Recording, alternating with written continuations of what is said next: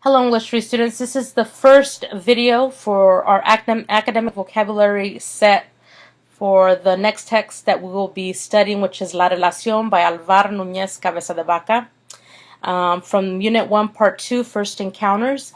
In the last unit, we studied an example of what can be called America's first literature, which is a Native American literature, a creation myth, in fact, by the Iroquois. The World on the Turtle's Back.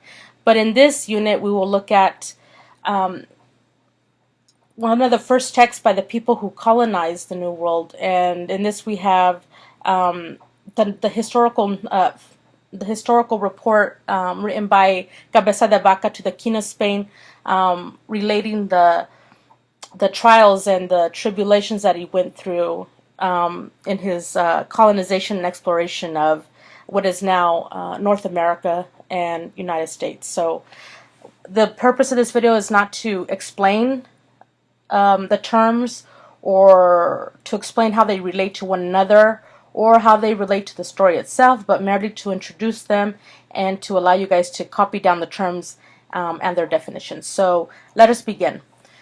The first term is assumption. It is an idea or belief accepted as a truth with or without proof. The next term is audience. It is the person or persons who are intended to read a piece of writing and determine the text's form, style, and tone. The next term is audience. Audience-centered text organization.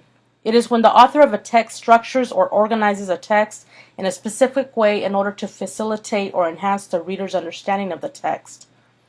The next term is bias.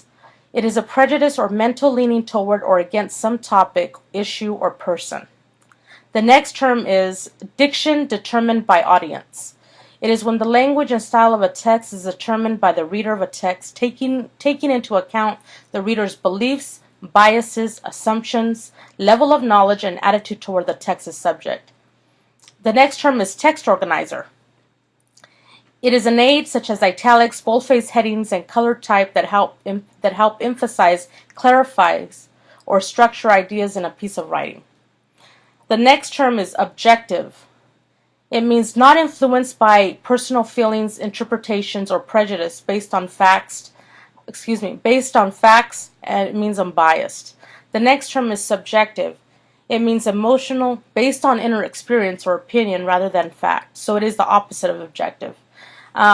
With that, go ahead and copy down these terms. If you need to, please move the, I guess you could say just go ahead and replay the video and slow it down so that you can copy down or pause it so that you can copy down the definitions and the terms themselves.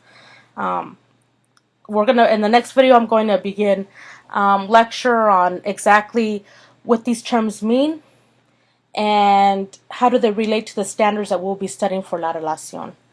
Go ahead and stop the video and go on to the next after you finish copying down the words and the definitions.